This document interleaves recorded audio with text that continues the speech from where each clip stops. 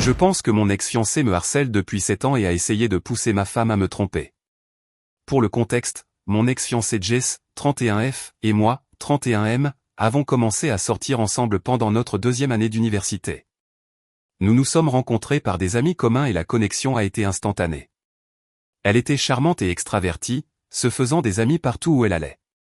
Je suis plus timide et intello, mais j'aimais aller à des fêtes avec elle. Nous nous sommes fiancés le jour de notre remise de diplôme, car nos 2 familles étaient présentes. J'ai trouvé un emploi dans une grande entreprise de technologie juste après l'université, et Jess a emménagé avec moi pendant qu'elle cherchait du travail. C'est à ce moment-là que la relation a commencé à se dégrader. Jess avait une spécialisation en art et avait du mal à trouver un emploi stable. Elle faisait beaucoup de missions en freelance et travaillait principalement de la maison. J'étais débordé de travail. Elle voulait toujours sortir dans les bars et les boîtes de nuit, alors que je voulais me reposer le soir après avoir travaillé 10 à 12 heures. Cela ne me dérangeait pas qu'elle sorte seule avec ses amis, et je l'accompagnais parfois le week-end. Ce qui me dérangeait, c'est qu'elle était toujours dans sa phase fêtarde. Elle se plaignait que je devenais ennuyeux et que je devrais profiter du début de ma vingtaine avant de nous installer. Je n'étais pas non plus satisfait des amis qu'elle fréquentait, car il y avait beaucoup d'alcool et de consommation de substances illicites. Même quand je sortais avec ses amis, elle était extrêmement aguicheuse avec les garçons de son groupe. Son excuse était toujours qu'elle devient aguicheuse quand elle est ivre ou qu'elle plaisantait simplement. J'en ai eu assez et j'ai décidé de rompre les fiançailles après 2 ans, car nous étions devenus des personnes différentes à ce moment-là. La rupture a été chaotique, et elle a continué à essayer de se remettre avec moi pendant près d'1 an. Il y a eu des moments où Jess n'a peut-être pas agi de la meilleure des manières, et je l'ai bloquée de tous mes réseaux sociaux. Je ne voulais pas gérer ce drame et je voulais passer à autre chose. J'ai aussi obtenu une mutation dans une autre ville à cette époque et je n'ai plus jamais entendu parler de Jess. C'est à ce moment-là que j'ai commencé à sortir avec ma femme, Olivia, 30F.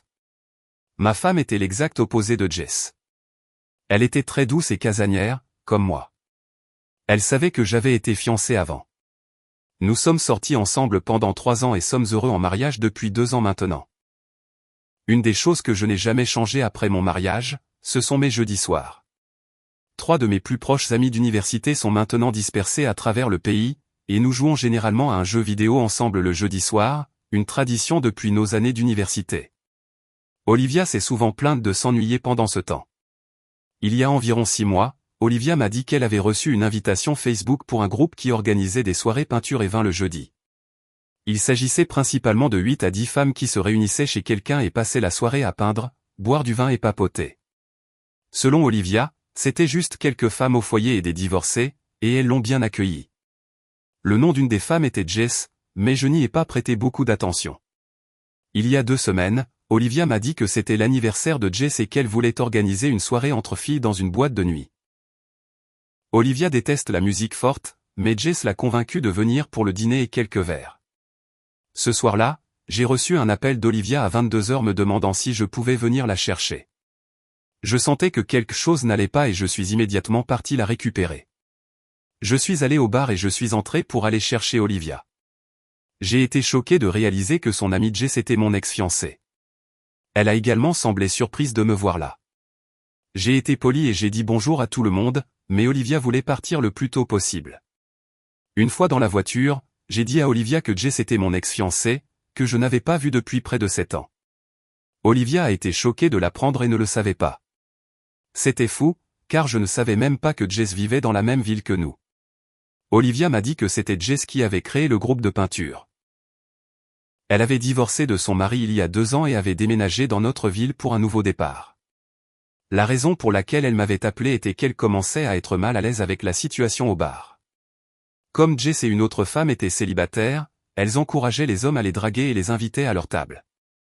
Jess essayait de saouler tout le monde et demandait à Olivia de se lâcher et de s'amuser. Elle n'arrêtait pas de vanter Olivia auprès de 2 gars qui leur avaient offert une tournée de verre. À ce moment-là, Olivia s'est excusée pour aller aux toilettes et m'a appelé pour que je vienne la chercher. Je ne suis pas content de la situation, mais je ne suis pas non plus en colère contre Olivia. Je suis simplement mal à l'aise qu'Olivia fréquente Jess. J'ai dit la même chose à Olivia. Olivia m'a dit qu'elle ne se mettrait plus jamais dans la même situation, que ce soit avec Jess ou quelqu'un d'autre. De plus, ce groupe d'amis est la seule vraie vie sociale qu'elle ait, puisque nous sommes tous les deux dans une ville complètement nouvelle. Elle ne veut pas arrêter d'aller à ses soirées peinture avec ses amis. J'ai suggéré que Jess pourrait agir par malveillance, mais Olivia m'a dit qu'elle ne pensait pas que Jess pouvait savoir que j'étais son mari, car Olivia n'a jamais montré ma photo à personne dans le groupe. Elle a aussi dit que ça faisait 7 ans que nous avions rompu, que Jess est une personne gentille et que je ne devrais pas la juger sur la base d'une seule soirée où elle était ivre. Elle veut toujours rester amie avec Jess. D'un côté, je ne veux pas séparer Olivia de ses amis, mais mon instinct me dit que quelque chose cloche dans cette situation. En plus, c'est bizarre que mon ex soit ami avec ma femme. Est-ce que je surréagis en voulant qu'Olivia arrête d'être amie avec Jess à cause de mon instinct? Mise à jour 1. J'ai posté il y a 3 mois sur la façon dont mon ex-fiancé a essayé de pousser ma femme à me tromper. Les choses se sont bien passées depuis, mais la semaine dernière a été folle et j'aimerais que ma femme ne soit pas aussi naïve pour laisser Jess revenir dans nos vies. J'ai vraiment besoin d'aide sur ce que je peux faire à ce stade. Pour rappel, j'ai rompu avec mon ex-fiancé il y a 7 ans, et je suis avec ma femme depuis 5 ans, mariée depuis 2. Après la nuit de l'anniversaire de Jess où elle a essayé de saouler ma femme et de la faire flirter avec des inconnus, j'ai eu une longue conversation avec ma femme. Je lui ai expliqué pourquoi j'étais mal à l'aise qu'elle fréquente Jess. Ma femme était d'accord avec la plupart de ce que j'ai dit, mais elle pense que suffisamment de temps a passé pour que nous puissions laisser les choses derrière nous. Elle a également parlé à Jess, et Jess lui a dit qu'elle n'avait aucune idée à mon sujet et que c'était juste une heureuse coïncidence. Jess a également insisté auprès de ma femme sur le fait qu'elle avait tourné la page après notre rupture, qu'elle avait trouvé l'amour et que malheureusement le mariage n'avait pas duré. Elle a suggéré que nous sortions tous dîner ensemble pour clarifier les choses. Jess a également insisté sur le fait qu'elle s'amusait juste au bar et s'est excusée auprès de ma femme si son comportement d'ivresse l'avait mise mal à l'aise. Ma femme m'a demandé si j'étais d'accord avec leur amitié, car elle n'avait pas trouvé de groupe social dans la nouvelle ville depuis longtemps et Jess semblait être une personne changée. Elle m'a également dit qu'elle ne rencontrerait ces femmes que pendant sa soirée d'art et n'irait pas aux soirées ou voyages entre filles. J'ai estimé que tant qu'Olivia était à l'aise, je ne devais avoir aucune raison de m'inquiéter. Nous avons également dîné avec Jess une fois, et Jess était très amicale. Elle m'a parlé de ce qui s'était passé dans son mariage et de la façon dont elle est actuellement sur son chemin de guérison. Elle s'est également excusée pour son comportement pendant nos derniers mois ensemble. Jess possède maintenant une entreprise et travaille comme artiste indépendante et graphiste. J'ai été courtois, car nous n'avions que 23 ans et je n'avais aucune rancune. Ma femme a également commencé à organiser la soirée d'art chez nous une fois par mois environ, et je devais aller dans mon bureau pour mes soirées de jeu. La semaine dernière, après la soirée d'art, Jess et une autre dame sont restées et nous buvions tous du vin en discutant. L'autre dame posait des questions sur Jess et moi. Jess lui a dit que c'était de l'histoire ancienne et que j'avais coupé tout contact avec elle pendant 4 ans. C'est pourquoi elle n'avait aucune idée à propos d'Olivia. Olivia m'a regardé et a demandé à Jess, « Tu veux dire il y a 7 ans, n'est-ce pas ?» Jess a dit non, que c'était à ce moment-là que nous avions rompu, mais elle a affirmé que nous nous étions vus à chaque fois que je revenais dans ma ville natale. J'ai pensé qu'elle était ivre, alors je l'ai corrigée à nouveau en disant que c'était il y a 7 ans et qu'elle se souvenait mal. Jess a dit, peut-être, et nous sommes passés à autre chose. Le lendemain, Jess a envoyé un tas de photos à ma femme de moi et d'elle en train de passer du temps ensemble. C'était juste des photos innocentes de nous en train de dîner, à un festival de musique, de nous entraîner ensemble, etc. Le plus étrange, c'est que j'avais quelques tatouages sur mon corps que je n'ai fait qu'après ma rupture avec Jess. Je ne me souviens pas non plus d'avoir jamais possédé les vêtements que je portais sur certaines des photos. Elles étaient même horodatées d'il y a 4 ans, Noël 2019. Olivia a paniqué parce que nous avons commencé à sortir ensemble à l'été 2019. J'ai bien fait un voyage seul dans ma ville natale à Noël 2019, mais je n'ai jamais rencontré Jess. Elle a commencé à me demander pourquoi je ne lui avais pas parlé de ma rencontre avec Jess. J'ai essayé de lui dire que ces choses ne s'étaient jamais produites, mais elle ne me croit pas. Elle a également appelé Jess, et Jess lui a dit que nous nous étions rencontrés parce que j'étais de retour en ville. Cependant, elle a affirmé que nous étions juste platoniques à ce moment-là et que ce n'était pas ce que ma femme pensait. J'ai confronté Jess et elle m'a dit que j'étais stupide de ne pas avoir parlé à Olivia de notre rencontre et aussi de ne pas lui avoir parlé d'Olivia. Elle dit que je lui avais dit que j'étais toujours célibataire. Olivia est très en colère contre moi. Elle ne croit pas un mot de ce que je dis. Je n'arrête pas de lui dire que je n'ai pas vu Jess depuis 7 ans. Olivia dit que ça ne la dérange pas que je la rencontre, mais que j'aurais dû lui dire puisque nous étions ensemble. J'ai proposé de lui montrer tous mes relevés téléphoniques de cette période, mais il ne remonte qu'à 3 ans chez mon opérateur. Je suis confus quant à la façon dont ces photos peuvent même exister alors que je ne l'ai jamais rencontré. Ce sont certainement des photos de l'époque où j'étais avec Olivia, car j'ai l'air plus musclé sur ces photos et j'ai aussi des tatouages que je n'avais pas à l'époque. Je lui ai même dit qu'elle pouvait appeler mes amis et ma famille et leur poser des questions sur le voyage, mais elle dit qu'elle a toutes les photos de mon voyage et que mes amis et ma famille me couvriront. Quelqu'un peut-il m'aider à comprendre ce que je peux faire dans ce cas? Je dois convaincre Olivia que tout cela est faux, mais elle est juste en colère contre moi et me fait la tête. Je jure que je n'ai pas rencontré Jess pendant ce voyage et je suis pris dans ce pétrin sans que ce soit de ma faute. Mise à jour 2. Je tiens à vous remercier tous pour votre soutien et votre aide. Cela a été une semaine horrible qui n'a cessé d'empirer. Je n'en veux pas à ma femme d'avoir cru Jess. Jess semblait être une personne changée par rapport à la fille avec qui j'ai rompu il y a 7 ans. J'étais peiné pour elle, qui avait vécu un mariage abusif pendant près de 3 ans avec un mari narcissique. Elle avait repris sa vie en main, réussissait très bien dans son travail et avait même lancé sa propre entreprise. Même moi, je la soutenais et j'étais fier de son parcours. Je pouvais comprendre pourquoi ma femme l'appréciait.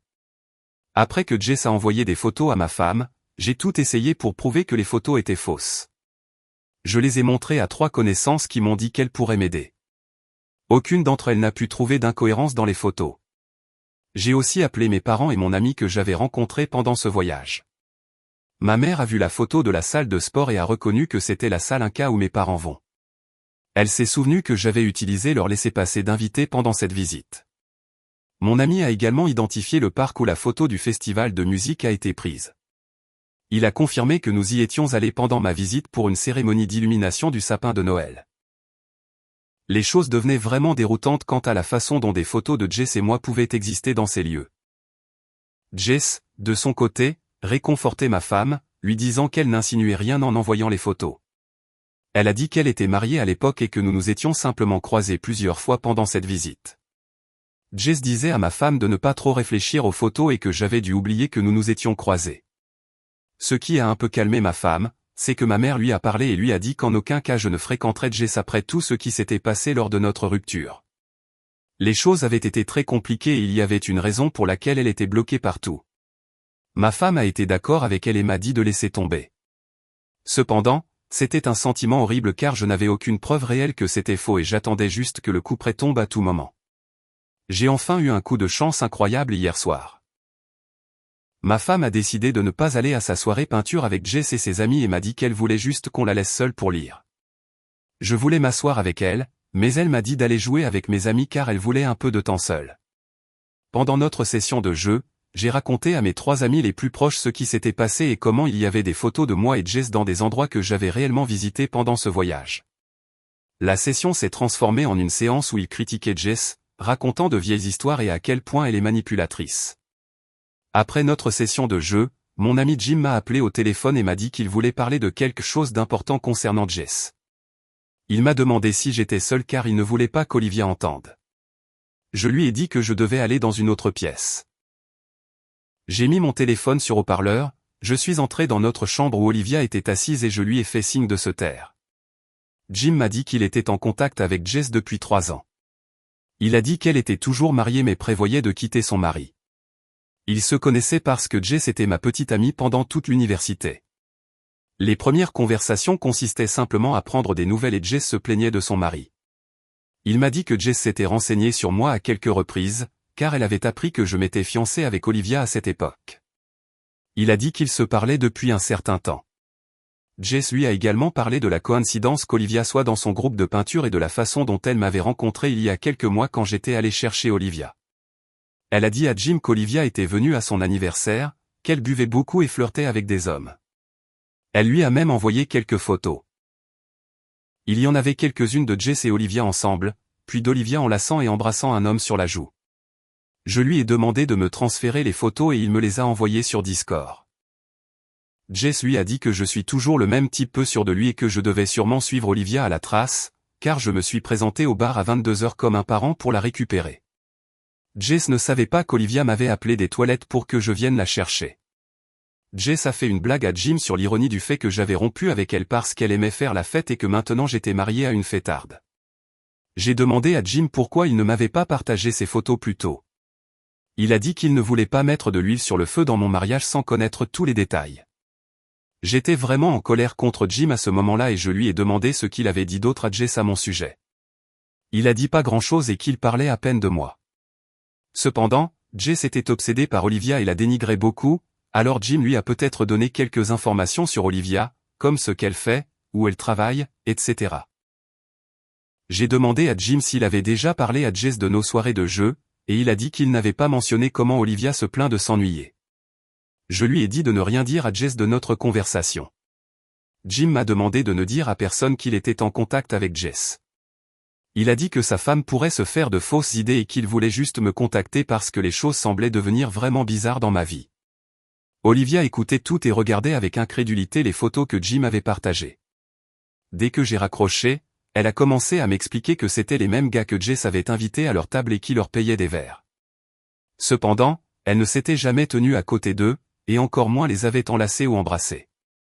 Elle a également fait remarquer que son Apple Watch sur la photo était à son mauvais poignet.